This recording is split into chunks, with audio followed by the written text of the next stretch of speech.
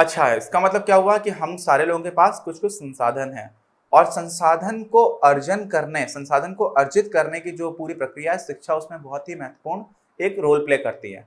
जैसे शिक्षा है, शिक्षा क्या करती है? शिक्षा आपको काबिल बनाती है किसी समाज में कुछ पॉजिटिव कंट्रीब्यूशन के लिए, मतलब कुछ सकारात्मक योगदान दे पाने के लिए, है ना।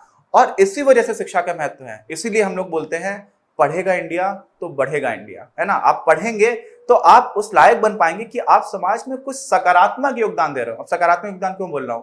आप योगदान तो नकारात्मक भी दे सकते हैं, जो डाकू हैं, डकैत हैं, या कोई झोला छाप डॉक्टर है जिसको डॉक्टर नहीं है वो, लेकिन वो उल्टी सीधी दवाएं दे रहा है, तो योगदान तो वो भी दे रहा है, लेकिन वो समाज को नीचे गिरा रहा है।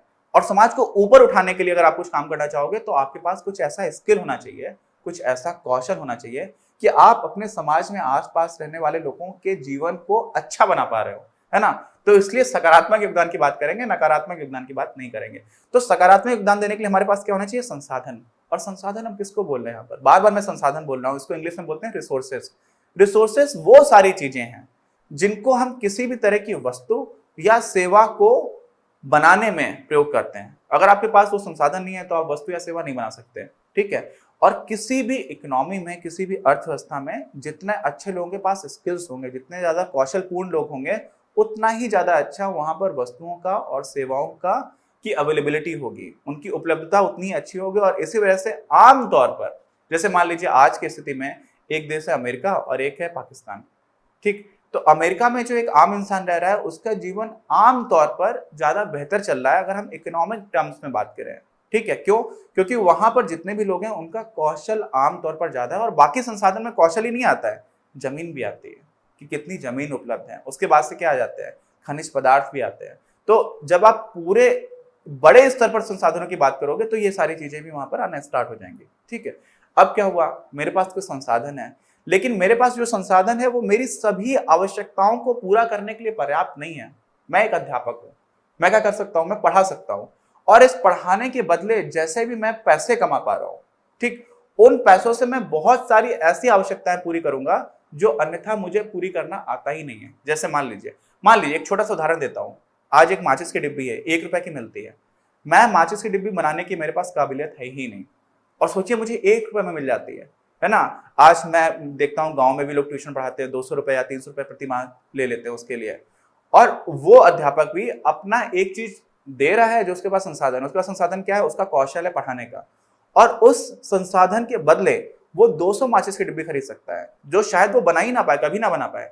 तो इसी वजह से होता क्या है कि हम लोग अपने संसाधन का प्रयोग कुछ एक काम करने में करते हैं जिसको हम अच्छा कर पा रहे हैं, और उससे जो भी हमें रिटर्न में मिला, जो पैसे मिले, उनसे हम बाकी बहुत सारी ऐसी वस्तुएं खरीदते हैं जिनकी हमको आवश्यकता लग रही होती है। इसी का, जैसे कोई किसान परिवार है, वो क्या करता है? उसने अपनी खेती की, उसके बाद से जो भी अन्न उपजाया, उस अन्न का एक छोटा सा हिस्सा अपने घर के खाने के लिए रख लिया, बाकी बहुत बड़ा हिस्सा उसने मार्केट में बेच दिया। मंडियां होती हैं जहां पर जाकर के वो बेच देते हैं। अब क्या होता है? जब मंडी में आपने एक बार वो सामान बेच दिया, उसके बाद आपको मिल गए पैसे। अब किसान है, उसके घर में बच्चे पढ़ रहे हैं, तो उनके स्कूल की फीस देना, उनकी कॉपी किताब खरीदना, उसके बाद से बच्चों के लिए कपड़े खरीदना, कोई त्योहार है तो त्योहार के लिए तैयारी करना, ये सारे खर्चे वो कहां से कर पाता है? अपना एक काम करके। तो नॉर्मली हम लोग के समाज में देखा क्या जाता है कि लोग अपना अपना काम कर रहे हैं, और बाकी जो कुछ भी आपको चाहिए वो कोई और कर रहा है, और कोई और जो कर रहा है उसको आप कैसे कुछ दे पाते हो? आप पैसों के बदले दे पाते हो। तो सब लोग अपना अपना काम कर रहे हैं अपने संसाधनों का प्रयोग करके। और यहाँ पर जो महत्वपूर्ण बात आती है वो एक और बहुत ही इंटरेस्टिंग एस्पेक्ट है, वो समझने की कोशिश करिएगा आप। एक है गांव और एक है शहर। गांव में क्या होता था? मेरे जो पुरानी पीढ़ियां रही हैं उसमें क्या रहते थे? सब लोग गांव में रहा करते थे। तो गांव में जो कुछ भी काम हो रहा है, खेती भी वही कर रहे हैं, गाय या जो भी जानवर है घर पे उसका भी चारा भी वही लेकर के आ रहे हैं। तो एक इंसान बहुत तरह के काम करता था, बहुत सारे काम करता था, लेकिन उसके बाद भी आमतौर पर आर्थिक स्थिति से जिन वस्तुओं का प्रयोग वो लोग करते थे वो बहुत कम होती थी। और ये देखा गया इकोनॉमिक्स में कि जब लोग अलग अलग तरह के काम कर रहे होते हैं, सारे लोग हैं, बहुत सारे लोग अलग अलग तरह के काम कर रहे हैं, तो उन अलग अलग तरह के कामों की वजह से किसी भी अर्थव्यवस्था में मौजूद वस्तुओं की और सेवाओं की जो उपलब्धता है वो बढ़ती चली जाती है। और इस वजह से इसको स्पेशलाइजेशन कहते हैं कि आप एक काम बहुत अच्छा करने लग गए। और गांव में और शहर में मुख्य अंतर यही होता है। पहला अंतर तो ये है कि शहर उसको कहते हैं जहां पर मुख्य आर्थिक गतिविधि खेती ना हो, ठीक है, या खेती से डायरेक्टली जुड़ी हुई ना हो। और गांव क्या होता है, जहाँ पर मुख्य आर्थिक गतिविधि खेती होती है। दूसरा अंतर क्या होता है, गांव में अभी भी उतना स्पेशलाइजेशन नहीं है, हर आदमी बहुत सारे तरह का काम कर रहा होता है। लेकिन शहर में आप देखेंगे एक आदमी, एक डॉक्टर, वो और कुछ नहीं करता, वो क्या करता है, वो अपना काम करता है, मरीजों को देखता है बस। और उसके बाद भी उसकी जो आर्थिक स्थिति है, उसका जीवन यापन का जो स्टैंडर्ड है, वो आमतौर पर अच्छा देखा जाता है। और वो कारण यही है कि स्पेशलाइजेशन किस तरह से रोल प्ले करता है, जिसको हम आगे हम डिटेल में पढ़ेंगे। लेकिन मैंने अभी आपको ये सब बताने की कोशिश की है कि संसाधनों का क्या मतलब है, और हम लोग कुछ भी काम करते हैं तो हम एक तरह का काम करने की कोशिश करते हैं, और उसके बदले बाकी हमारी जितनी आवश्यकताएं हैं उनको हमें, उस काम को करने के बदले में जो पैसा मिलता है उनसे हम खरीदने की कोशिश करते हैं। तो अभी तक हम लोगों ने जो भी बात की है उससे हमें ये समझ में आ गया कि संसाधन किसी भी व्यक्ति के पास सीमित होते हैं और उसकी आवश्यकताएं असीमित होती हैं। सामाजिक स्तर पर भी हमारा यही अजम्पशन आगे बढ़ता रहता है। अजम्पशन क्यों है? क्योंकि हम समाज में सारे लोगों को एक तरह से नहीं नाप सकते हैं। कई लोग ऐसा बोलेंगे कि नहीं नहीं मुझे जरूरत ही नहीं है। लेकिन जब हम अर्थव्यवस्था की बात करते हैं तो वहां पर हमें दिखता भी है। आर्थिक पैरामीटर्स की जब बात करते हैं, पैरामीटर्स क्या होते हैं? ऐसे मापक, ऐसे सूचक जिनसे हमें समझ में आ रहा है कि चीजें कैसे चल रही हैं, है ना। तो होता क्या है कि सामाजिक स्तर पर भी जो हमारे पास संसाधन मौजूद है, संसाधन क्या क्या है सामाजिक स्तर पर? जमीन है, जैसे हमारा देश है, मान लीजिए जिसको हम एक अर्थव्यवस्था अगर माने तो हमारे देश की जितनी भी जमीन है वो हमारा संसाधन है। जमीन के बाद हर देश को एक ट्रीटी हुई थी। ट्रीटी मतलब एक समझौता हुआ था वैश्विक स्तर पर, जिसमें जमीन के बाहर का समुद्र का भी काफी हिस्सा जो है वो हर देश को दिया जाता है। वो कितना दिया जाता है, जब हम लोग भूगोल पढ़ेंगे तब मैं आपको बताऊंगा, लेकिन अभी उसको छोड़ देते हैं। तो जमीन को छोड़ के अब जमीन में क्या क्या आता है? जमीन में जड़, जंगल हैं बहुत सारे, हर तरह के खनिज पदार्थ हैं, वो सारी चीजें भी आपको मिल रही हैं।